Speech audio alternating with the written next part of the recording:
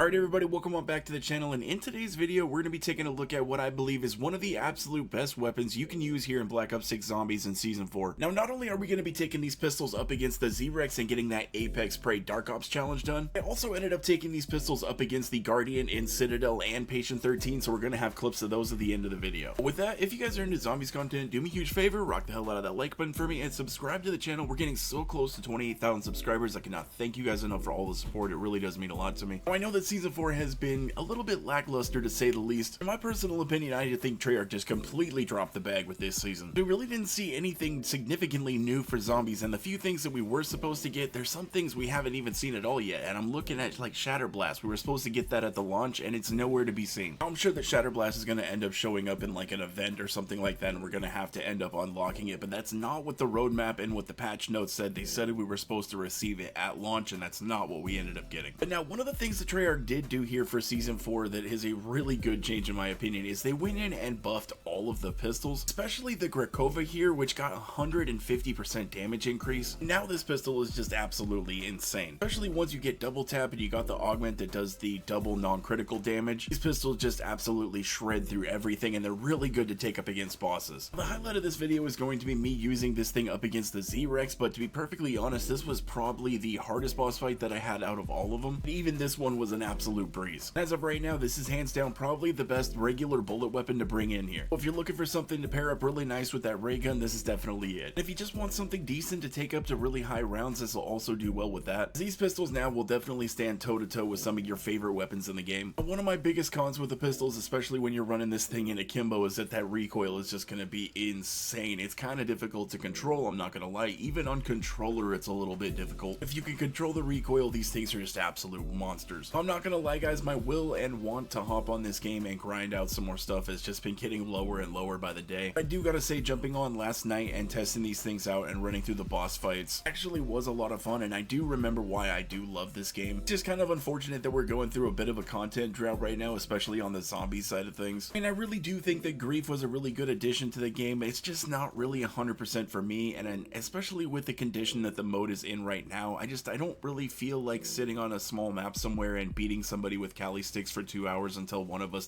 finally decides to give up. Mode just really isn't for me, and if I could barely get through one match of it, I damn sure ain't going through 115 of those things. I personally would have way rather have seen something else like Onslaught maybe have came to the game, maybe gotten some use out of the multiplayer maps, turning them into zombie maps, especially with all like the small maps that we got this year, like all the face-off maps. It just seems like it would really make sense, but you know, it is what it is. And there is now also rumors that Janus Towers has been delayed until Season 5 Reloaded. What's even going to be a little bit more time until we see any more substantial content on the zombie side of things here in Black Ops 6. Now this is also slightly more confirming that those rumors that we were hearing that Janus Towers could possibly be the last map for Black Ops 6 Zombies, that's looking like that might become more and more true. Now I just really wish that they wouldn't have released the Tomb during Season 2 Reloaded, kept that for Season 3, and then gave us Shattered Veil for Season 4. I think it would have filled out the content lifecycle a little bit better. Trust me, I know we were all really happy to get all that Zombies content just right up front, just back-to-back maps. In the long run, honestly, we ended up with a rushed out Zombies map, the Tomb, which could have been a lot better. Then we're also going to end up with a full season without a Zombies map and just a long period with really nothing for Zombies at all. We are honestly looking at about a 4 to 5 month gap without any Zombies content at all, and to me that's just wild. Don't get me wrong when I say this, I am very grateful for what we have gotten with Black Ops 6 Zombies so far. I do think that this day and age in live service gaming, and I've said it before and I will say it again, I do believe if Treyarch, Activision, if they really want to do a round-based Zombies year, that's really going to be the focus of their content. We need a new map every single season. Now, the game doesn't even need to launch with 2 maps. Launch it with one solid, really good Zombies map, and then give us a new map with Season 1, a new map with Season 2. It lined up so that way we have 6 maps throughout the entirety of the life cycle. That's 7 maps in total for the game, and I don't think that that's too much to ask. Because the sad reality about these smaller zombie round-based experiences nowadays is that there's so many people that are on these things, and like all the zombie YouTubers and everything, is that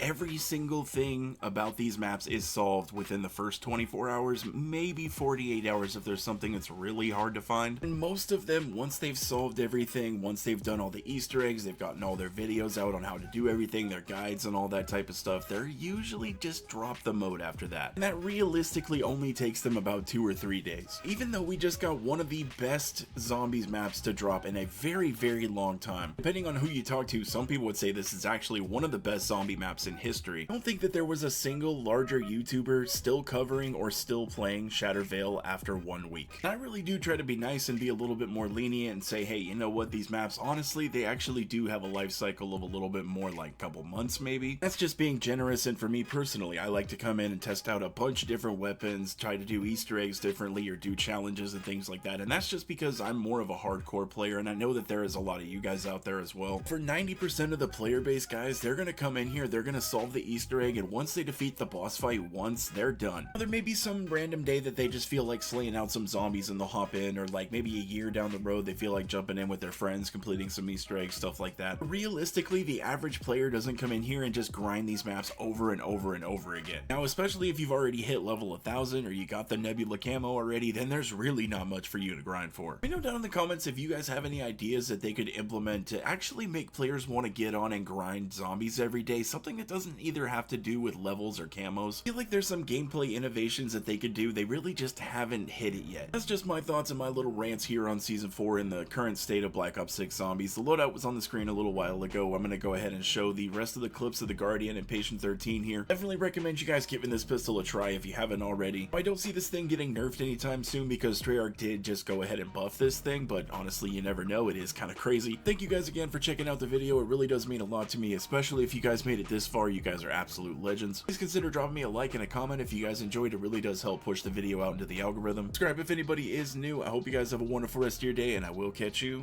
in the next one.